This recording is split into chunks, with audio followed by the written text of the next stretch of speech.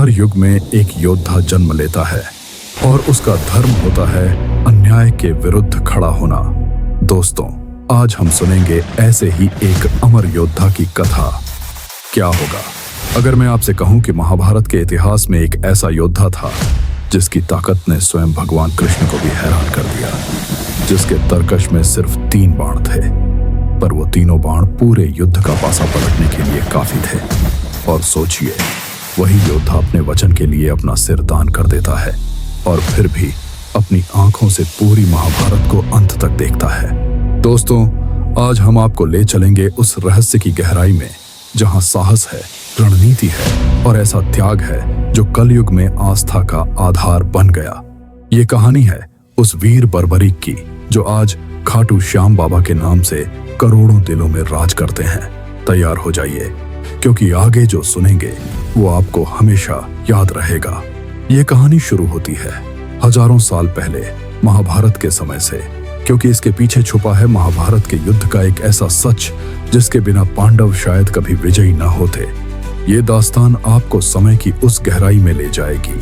महाभारत का मैदान, चारों ओर धूल का तूफान, कहीं गुरु द्रोणाचार्य और कृपाचार्य, कहीं भीम और अर्जुन की गर्जना, कहीं पितामह भीष्म की अजेय दीवार और कहीं महारथी कर्ण और अश्वत्थामा की धारदार नजर।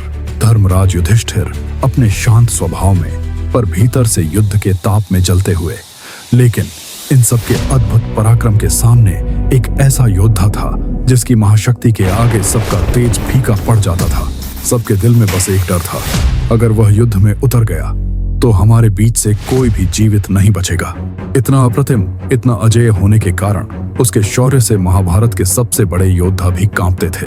लेकिन धर्म की विजय और युद्ध के संतुलन के लिए श्री कृष्ण ने रची एक अद्भुत योजना और बर्बरीक ने किया एक ऐसा महाबलिदान, एक ऐसा त्याग जिसे सुनकर आज भी आंखें नम हो जाती हैं। कल्पना कीजिए, युद्ध भूमि के बीच खड़े हैं आप, चारों ओर घोड़े दौड़ रहे हैं, तलवारें टकरा रही हैं और आकाश में तीरों की बारिश हो रही है, और वहां एक योद्धा अकेला खड़ा है जिसके पास बस 3 बाण हैं, लेकिन उसकी शक्ति इतनी कि पूरे युद्ध का परिणाम बदल सकता है। यही वो वीर है जो बाद में हारे का सहारा कहलाया। यही है हमारे खाटू श्याम बाबा। खाटू श्याम जी असल में बर्बरीक थे, पांडव पुत्र, भीम के पौत्र, घटोत्कच के बेटे। जन्म से ही उनके अंदर अद्भुत बल और अपार भक्ति थी। उन्होंने भगवान शिव की तपस्या कर 3 दिव्य बाण पाए और बन गए 3 बाणधारी। बर्बरीक के 3 बाण ये साधारण तीर नहीं थे, ये तो विनाश का अंतिम सूत्र थे। पहला बाण जिस लक्ष्य को छू ले उसे अदृश्य निशान दे देता, दूसरा बाण उन निशानों में से मित्रों को मुक्त कर देता, और तीसरा बाण बाकी बचे सभी दुश्मनों का नामो निशान पल भर में मिटा देता। मतलब, अगर बर्बरीक चाहे तो सिर्फ 3 तीर छोड़कर पूरे महाभारत का युद्ध अकेले ही समाप्त कर दें। और यही था वो कारण जिसने भगवान कृष्ण को भी सोचने पर मजबूर कर दिया, क्या होगा अगर ये शक्ति गलत पक्ष के साथ हो गई। लेकिन उनकी प्रतिज्ञा थी, वे हमेशा कमजोर पक्ष का साथ देंगे। शुरू में पांडव कमजोर होते तो उनका साथ मिलता, लेकिन जैसे ही पांडव मजबूत होते, बर्बरीक कौरवों के लिए लड़ने लगते। इससे युद्ध का संतुलन बार बार बदलता, और यही बात भगवान कृष्ण को बेचैन कर रही थी। युद्ध के मैदान की ओर जाते बर्बरीक के रास्ते में एक साधारण सा ब्राह्मण खड़ा हो गया। लेकिन यह कोई साधारण ब्राह्मण नहीं था, यह स्वयं भगवान श्री कृष्ण थे, छद्म वेश में। उन्होंने मुस्कुराते हुए पूछा, वत्स, केवल 3 बाण लेकर युद्ध में क्यों जा रहे हो? बर्बरीक की आंखों में आत्मविश्वास की ज्वाला थी। वह शांत स्वर में बोला, प्रभु, मेरे पास केवल 1 बाण ही पर्याप्त है किसी भी सेना को परास्त करने के लिए। ब्राह्मण के मुख पर हल्की मुस्कान आई, तो क्यों ना तुम्हारी इस शक्ति की परीक्षा ले ली जाए। उन्होंने पास खड़े एक पीपल के वृक्ष की ओर इशारा किया, इन सभी पत्तों को केवल 1 बाण से भेद दो। बर्बरीक ने बिना देर किए तरकश से बाण निकाला, धनुष पर चढ़ाया और एक गगनभेदी तड़ित सी आवाज के साथ बाण छोड़ दिया। क्षण भर में बाण ने हवा को चीरते हुए पेड़ के हर पत्ते को भेद डाला, लेकिन तभी बाण अचानक रुक गया और मानो कुछ खोजने लगा। बर्बरीक ने देखा, वह सीधा ब्राह्मण के चरणों की ओर बढ़ रहा है उसने विनम्र स्वर में कहा, ब्राह्मण देव, कृपया अपना चरण हटाइए, क्योंकि उसके नीचे एक पत्ता छिपा है। यह देखकर ब्राह्मण की आंखों में आश्चर्य और प्रशंसा का प्रकाश झलक उठा और वह जान गए कि यह योद्धा साधारण नहीं बल्कि महापराक्रमी है। पीपल के पत्तों वाली परीक्षा के बाद ब्राह्मण रूपी श्री कृष्ण बर्बरीक के अद्वितीय पराक्रम से चकित थे। उन्होंने गंभीर स्वर में पूछा, वत्स, तुम इस महायुद्ध में किस पक्ष का साथ दोगे? बर्बरीक ने बिना एक क्षण सोचे उत्तर दिया, मेरा वचन है, मैं हमेशा हारे हुए पक्ष का साथ दूंगा। मां ने मुझे प्रतिज्ञा दिलाई है प्रभु कि मैं सदा कमजोर का साथ दूंगा। जहां भी कोई अन्याय से दबा होगा, मेरे बाण उसकी ढाल बनेंगे।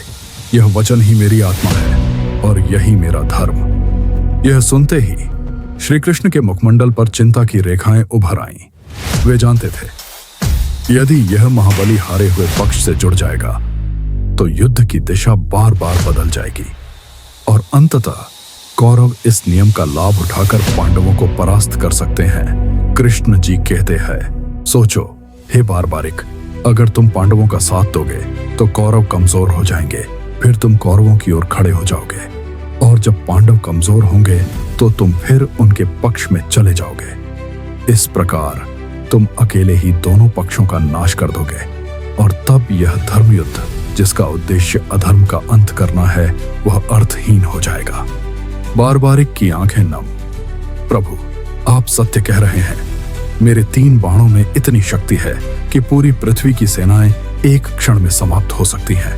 लेकिन यह मेरी माता का वचन है और इस वचन को तोड़ना मेरे लिए मृत्यु से भी बड़ा पाप होगा।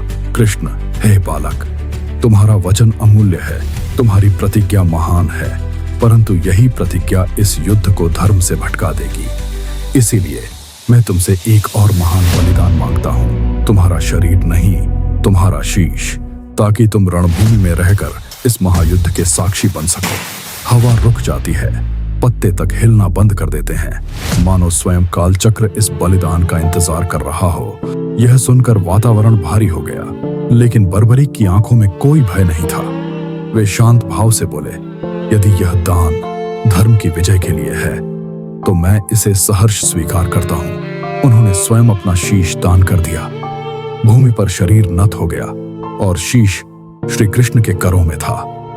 श्री कृष्ण ने बर्बरीक के त्याग और वीरता को देख भाव विभोर होकर अपने करुणामयी स्वर में कहा, बर्बरीक, तुम्हारा यह अद्वितीय बलिदान युगों युगों तक स्मरण किया जाएगा। कल युग में तुम श्याम नाम से पूजे जाओगे। जो भी भक्त सच्चे हृदय से तुम्हारा स्मरण करेगा, उसकी हर मनोकामना तुम स्वयं पूरी करोगे। तुम्हारे द्वार से कोई भी खाली हाथ नहीं लौटेगा। यह कहते हुए कृष्ण की आंखों में गहरी करुणा और आशीर्वाद की तेजस्वी चमक थी, मानो स्वयं समय ने भी उस क्षण को थाम लिया हो। वहां उपस्थित सबके हृदय में एक ही भावना थी, आज एक वीर ने केवल अपना शीश नहीं बल्कि अमृतत्व का व्रत दिया है।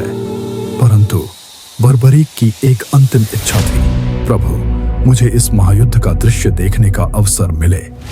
श्री कृष्ण ने स्नेहपूर्वक उसकी इच्छा पूरी की। उन्होंने बर्बरीक का शीश एक विशाल वृक्ष के शीर्ष पर स्थापित किया, जहां से यह अमर योद्धा पूरे कुरुक्षेत्र के संग्राम को देखता रहा। उसकी दृष्टि ने देखा, धर्म और अधर्म का महासंघर्ष, रक्त और वीरता का सागर, और हर पल उसके मन में केवल एक भाव था, यह युद्ध केवल शस्त्रों का नहीं बल्कि सत्य और धर्म की विजय का है। कुरुक्षेत्र की धरती अब शांत थी, रक्त की नदियां सूख चुकी थीं और पांडव विजय पताका के नीचे अपने श्रेय पर चर्चा कर रहे थे।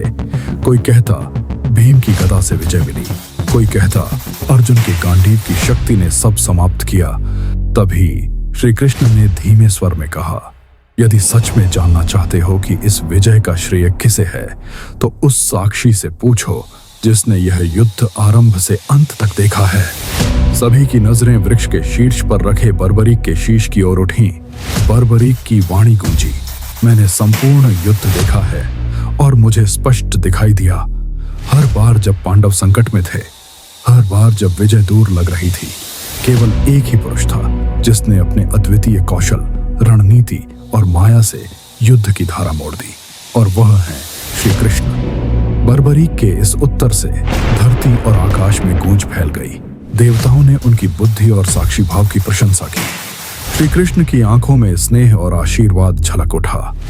श्री कृष्ण अपनी दिव्य दृष्टि से बर्बरीक के त्याग को नमन करने के बाद उसकी बलिदान की प्रतीक शीश को पवित्र रूपवती नदी में प्रवाहित कर देते हैं। नदी की मंद लहरें उस अमर शीश को अपने साथ बहा ले जाती हैं। समय के साथ कोई रास्ता न सूझने दे, जैसे ईश्वर ने उसे स्वयं अपनी गोद में समेट लिया हो। वर्षों बाद उस ठहराव वाली धारा एक छोटे से राजस्थान के गांव खाटू के पास ठहर जाती है। धीरे धीरे मिट्टी ने उस जगह को कवर कर लिया, जैसे धरती माँ ने अपने हृदय में उसे सुरक्षित रख लिया हो। एक दिन एक गाय उस स्थान पर आकर खड़ी होती है और मूक भाव से उस जगह से अपने थनों से दूध बहने लगता है।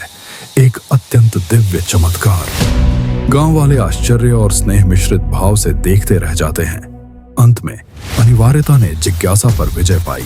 गांव वाले खुदानी करने लगे और लगभग 30 फुट नीचे मिट्टी से ढके एक पवित्र शीश की पहचान हुई, बर्बरीक का शीश। उसी रात गांव के राजा रूप सिंह चौहान को स्वप्न में एक दिव्य दर्शन हुआ। वहां वार्तालाप हुआ जिसमें शीश की महिमा, उसकी पहचान और मंदिर स्थापना की प्रेरणा मिली।